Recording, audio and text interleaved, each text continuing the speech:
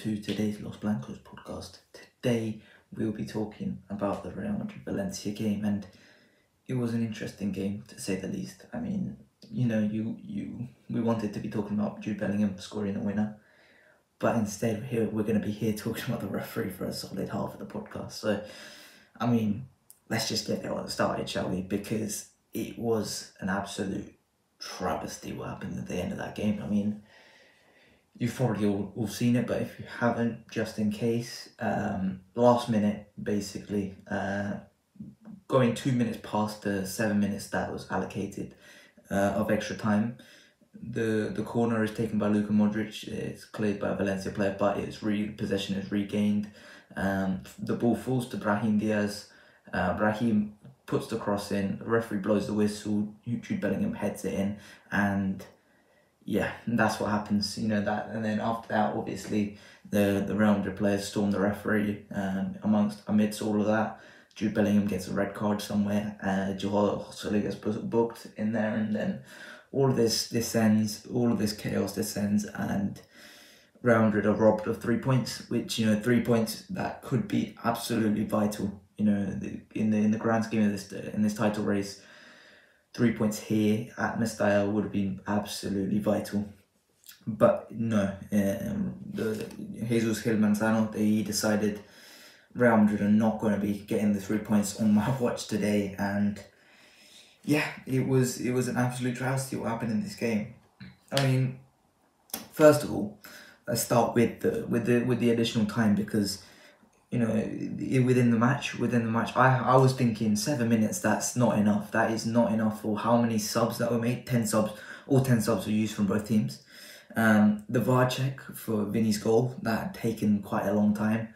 I think it was roughly 3 minutes, which had been taken for Vinny's goal, which is probably added in the additional time. And then Diakabi's injury, which get well soon to Diakabi. It was a horrible injury, and it's just nothing you want to see. An opposition player, any player whatsoever, you don't want to see them get that sort of freak injury. So it was just a horrific injury, and best wishes to Diakabi, and I think hopefully he comes back better and stronger. It's a shame what happened to him, because that is just not an injury that you want to see anyone sustaining. It's horrific. It was a horrific injury. You could see the shock on the players' faces, and it was just, yeah. I think, to be honest, I think the Valencia staff didn't do very well. They took their time with it. At that point, you want to get him off the pitch, get him some treatment immediately. But the Valencia staff, medical staff, took their patience with him, and I'm not a doctor. I don't know what's the best course of action, but I think they should have acted a bit quicker. But all of this should have resulted in a bit more added time. I think it was only given 7 minutes added time. Okay, whatever. But then within the 7 minutes added time, there was a penalty review for Valencia, which was originally given as a penalty. It was a horrible decision if that was given as a penalty. Gil Manzano, I don't know what the hell he was doing thinking that was a penalty, but obviously that was overturned by VAR, and that took a solid 3 minutes. So out of the 3 minutes, only 1 minute 40 was added on top. So there you go. That's the rundown of it. So in a game where we should have run into the 100 minutes, only 98 and 40 seconds was given. That's where the first place where it went wrong in this game from the referee. That the additional time was not correct. He did not give that correctly. In terms of the goal itself, I don't know how you can decide to call it there. I just don't understand, because the additional time is one thing, but you can never end it there. You can't ever end it there. I know it's not officially in the rules that you have to call it at this point or whatever. That's not in the rules. You don't have to call it. The referee can call it whenever he wants. I understand that, but it's also written in the rules that it's preferable that a referee ends it in neutral zone. There is no way that can be deemed as neutral zone when the ball is in a crossing position for Brahim Diaz, where there are many players, Real Madrid players in the box. that is never going to be deemed as a neutral position, and yet they still, Gil Manzano still called it somehow. I don't understand what kind of judgment, what kind of stupid judgment that he goes into his mind, because I've seen things like this happen before. I remember a couple of years ago, I don't know when it was, but in the Russian Premier League, I remember when this was a more of a niche highlight. I remember seeing on like a big page on 433 or something when a Lokomotiv Moscow player got, I think it was Alex Miranchuk, scored a goal from a foul, and you know the referee called it back for a foul but then Miranchuk scored immediately from that, and you know it just felt like, oh, he should have played. And then I remember last year, was it last year or the year before, when Milan scored, Giroud scored, but the referee called it literally seconds before, and it was just like, oh, that cost them the game. Stuff like this happens, but I just don't understand the thinking from Gil Manzano. I think this was a huge blunder, and it's cost us. And the way he didn't feel apologetic, he felt no remorse after it. You could tell immediately he had thought he'd made the correct decision. I think that's when I just lost it. I saw him shaking his head like, no chance. I made a wrong decision there. That's just, you can tell the ego of the referees in La Liga, and this is another problem. I've talked about this before. The referees in La Liga are not great. I've said this many times.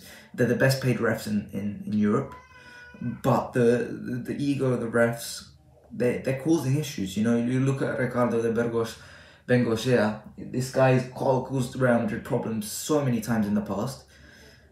He's got the biggest ego I've ever seen in my life. You look at Gil Manzano himself. This guy thinks he gets every decision right, which he clearly does not. You know, Declan Rice had problems with him last year. Was it last year or the year before, when West Ham were playing, and Declan Rice got absolutely livid with Gil Manzano. Mathieu Lahoz, this guy is number one on the list of ego, the one who wants to be in the centre of attention. And then you look at Alejandro Hernandez, this guy, same thing.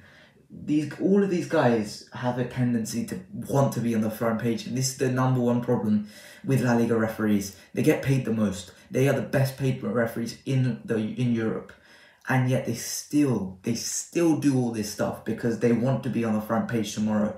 This morning, it's not the front page news is not Jude Bellingham saved the day. It's not Vinicius Jr. response to the haters. It's scandalo in Mestalla, stuff like that. It's all of this stuff. Scandal in Mestalla, scandal Real Madrid. All of this stuff in Marca, in Diario. All of this stuff has been written in the papers, and this is what the referees love to see. This is literally what that happens every single time, every single week in the main pages, main European media. They want to see the referees. This beautiful talking point for so many pages. ESPN want to have these referee discussions because it drives up interactions. But this is not what the Real Madrid fans want. This is not what the fans want. They don't want to be talking about the referees each and every week. You look at in the Bundesliga. I think this is the best example of this. You look in the Bundesliga. I don't ever see any Bayern fans or Dortmund fans or Leverkusen fans or whatever. I don't see any of those fans discussing referees after a game. I never see it. And yet, despite this, week after week, doesn't matter which game it is, you know, you look at Real Madrid every week, you look at Barcelona every week, you look at Girona every week. We're talking about the referees. You know, even Serie A, a league that's, you know, been taken down because of the reputation with the referees, with Calciopoli. Yet we don't hear anything from Serie A about the referees each and every week, and yet this is what happens in La Liga and the Premier League every single week. It's a joke. It is genuinely a joke, and there has to be something solved.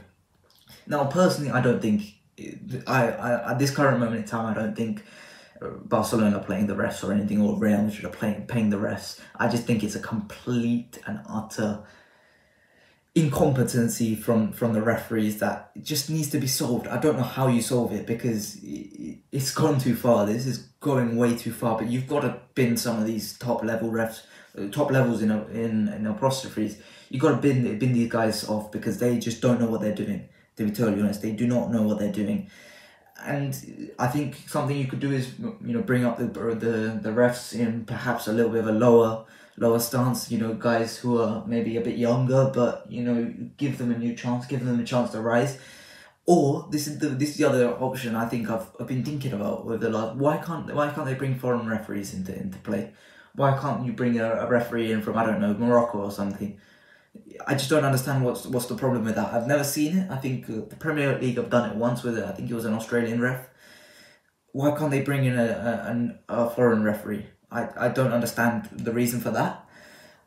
I mean, if I was also to just talk about Bellingham, because how can you give Bellingham a red card? It is obscene how they gave Bellingham. He gave Bellingham a red card for saying, "Fuck me, that's a goal." Like, players aren't allowed to protest for them. So I understand you can give him a red card if he's gone and insulted his mother or something, but he hasn't. He's just said it's a goal, which is the correct thing. It is a goal, and yet he's given him a red card. I mean, if we don't see this overturned, it's 2 games Bellingham could be suspended for. That's 2 big games coming up. I don't want to see it. I really don't want to see Bellingham not play those games, but that could be the situation at this current moment in time, which is ridiculous. I mean, I don't want to put my tinfoil hat on, but this is what I'm going to do now. Let's talk about it, because we've talked about the Negreira case before, but I'm not going to do that. I think you guys know everything about Negreira, all of that stuff, all of the Barcelona scandal stuff, but right now, you know, Real Madrid a couple of weeks ago, they voted against Tebas's salary increase.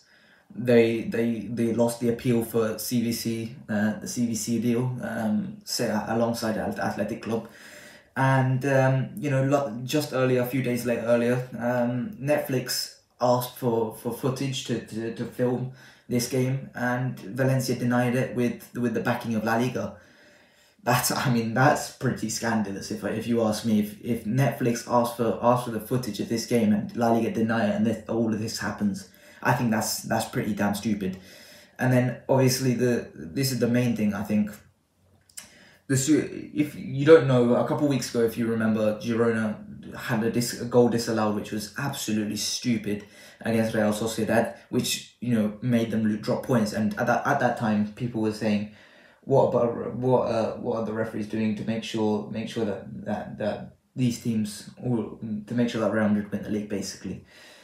Well, if you didn't look behind them, well, RFEF lose money if Barcelona do not qualify for the Supercopa, which is, you know, you can only do that in multiple ways. So the 2 cup finalists and the 2 top 2 finishers. So at this current moment in time, it's Mallorca, Real Sociedad, Real Madrid, and Girona. And as a result, if that happens, Girona, RFEF lose money, which is obviously not in their interests. Barcelona need to be in that top 2. I'm not going to say anything about that apart from that, but, you know, that's something. Today against Athletic Club, last week, if you remember, Nico Williams was suspended, was given a red card, which was really stupid, in a way where you just felt like that's just not natural. There's no way that's a normal red card. Well, that means that he's suspended for today's game with Barcelona, so you don't know what's going to happen there. That's going to be a tough one for Athletic Club, and I don't know what's going to happen. But then Ruben Baraja was saying some weird stuff about we were given 5 minutes in the first half, and Vinny scored from that time. But that's because of Valencia. It's not like Real Madrid caused those 5 minutes. Gaia was on the floor for at least three minutes in that half, and then 2 goals were scored by Valencia. 2 goals were scored by Valencia, and obviously their celebration time takes a lot of that. It's just, for me, I just think it always just falls into line perfectly, and I just don't like it how it does.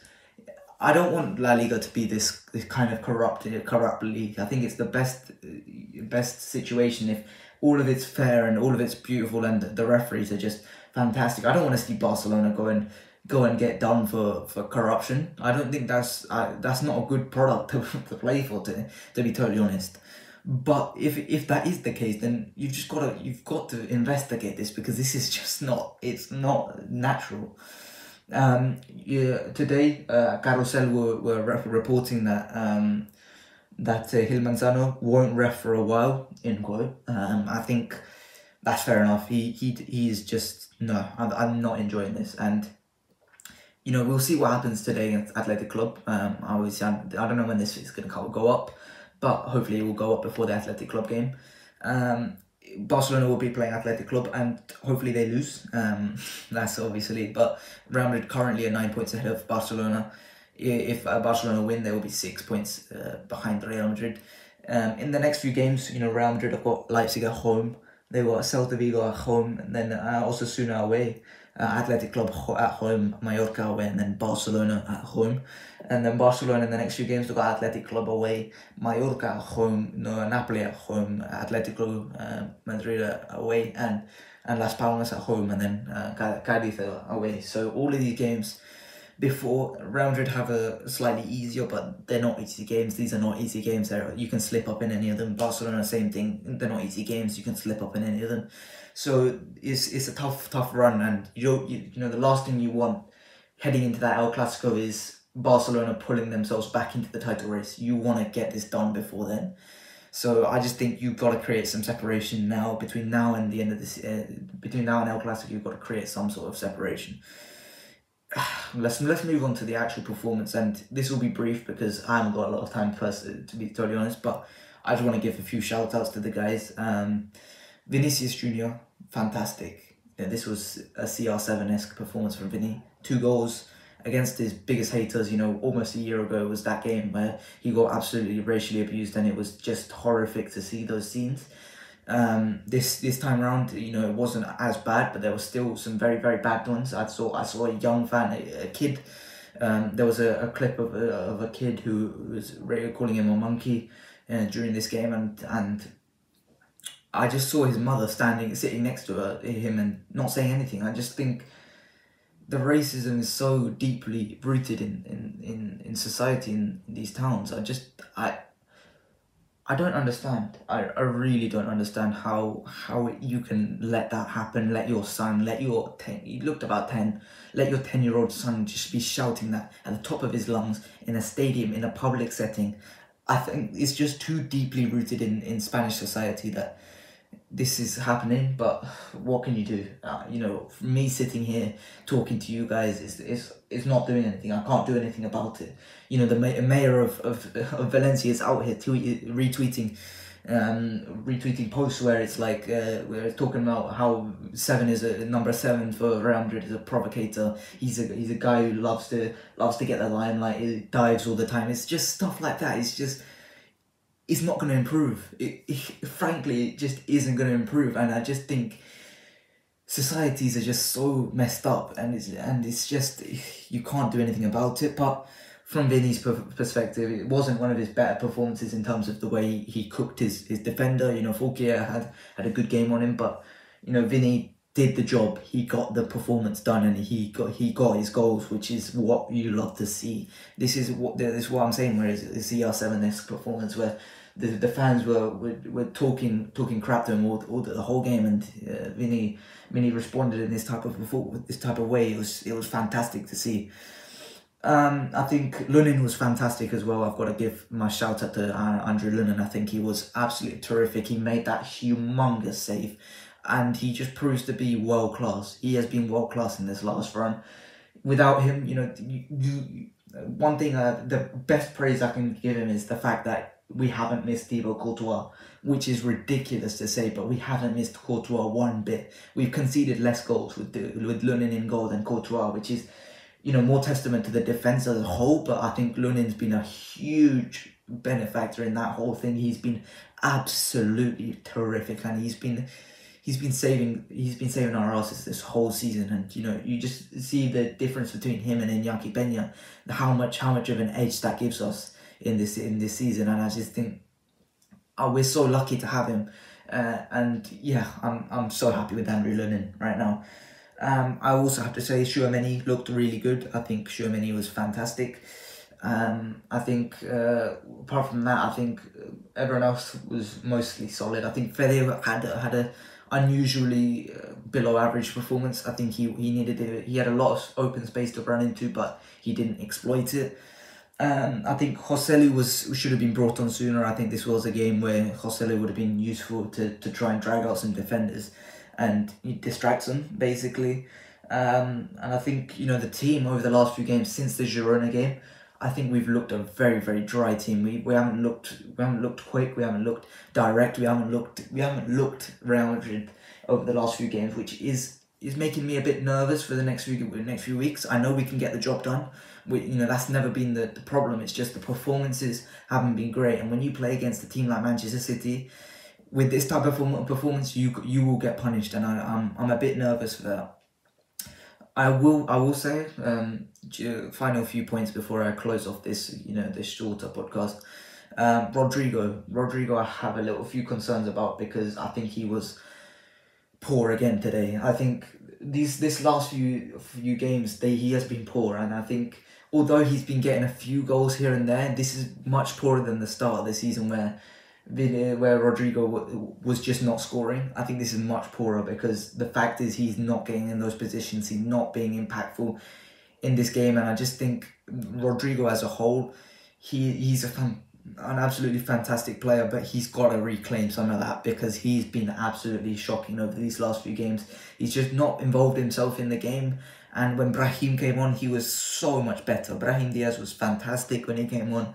Looked like a total spark plug. He was just making everything happen, and would have got 2 assists if Mr. Manzano didn't grab the headlines later on in the day. So, you know, I think Brahim was much better than Rodrygo in this game, but that's not to say that I don't have trust in Rodrygo Goes. I think Rodrygo will come good, and I think Rodrygo will have another period this season where he goes absolutely insane. It's just whether it can happen in time for those big games against Manchester City, against Barcelona, against whoever, against Arsenal, against Bayern Munich, whoever you want to play. You've just got to reclaim that Rodrygo, and I know Ancelotti's got a lot of trust in him. I have a lot of trust in Rodrygo, but it's just got to happen sooner rather than later. Carvajal over these last few games, I think, has looked pretty poor as well. I'm a bit concerned with Dani Carvajal. I think Carvajal needs to step it up, because, you know, these last few games, so he has looked a bit dodgy. He's looked a bit tired. A lot of the decisions he's been making have been lackluster, been sloppy. This has looked like 22 Dani Carvajal, where he looked short of pace, looked short of that mental edge that he normally has. Dani Carvajal needs to step it back up, because I think, you know, without him playing at his best level, we're going to be in big trouble. That's why I think Lucas Vázquez can definitely play some minutes. You know, you've got to rotate these guys, because you want Dani Carvajal at his 100%. You've just got to make sure you don't feed him some gluten. And yeah, I think in terms of Valencia, I think Valencia played fantastically. I think they pressed us really well, which I wasn't expecting. They completely just capitalized on our mistakes, the 2 mistakes that we made. Valencia just totally ripped us apart on many occasions. They did really well on. I was really impressed by that kid, Javi Guerra. I think Javi Guerra was really good. I think his energy in the midfield, and, you know, his ability to get across, he was great. I think Javi Guerra was really nice. And then I think Peter Gonzalez, Peter Federico, who's obviously on loan from us. I think a lot of Real Madrid fans are upset with him in the way, but I think it's totally normal, to be honest, to have Peter be so excited, be so hyper about playing against Real Madrid. I think, you know, if I was Peter's position, I would want to impress Real Madrid as well. And this was the game. I was really impressed with Peter. I think he was really impressive coming into this game. I think he's fantastic. But yeah, maybe tone it down a little bit, Peter, next time. And then Hugo Duro continues to annoy me. This guy he's meant to be a Castilla product, but I think we should be ashamed of this guy, because he's continued to be this kind of dickhead to our team. So what can you say? But yeah, there is obviously a lot more points today, but I'm gonna skip today because I haven't got a lot of time, and obviously Sean was not able to make it for today. But yeah, if you got any other questions, ask me in the comments below. Obviously we've got Leipzig in the midweek. Next week we've got Celta Vigo, so we'll be back for next week. But yeah, the referee steals the show once again. Real Madrid, and that's all I can say at the end of the day. because, you know, I hope Jude Bellingham gets overturned, but you never know at this point in La Liga. La Liga is completely against us. And like I said, I don't think it's like Barcelona are paying the refs or anything like that, any tinfoil hat conspiracies. But I just think this incompetencies from the refs, and it's been across the whole season. The whole season, every single game, you hear something, or what the hell is the ref doing here? Spanish refereeing is just pathetic, and there needs to be an improvement some way, some shape or form. And I don't know how that happens, but yeah, that's all I can say. So yeah, I think that is it for today. Hopefully Athletic Club wins today. I also have to say that. But yeah, that is it for today. I hope you guys have enjoyed. Please like and subscribe, and I'll see you guys later. Bye bye.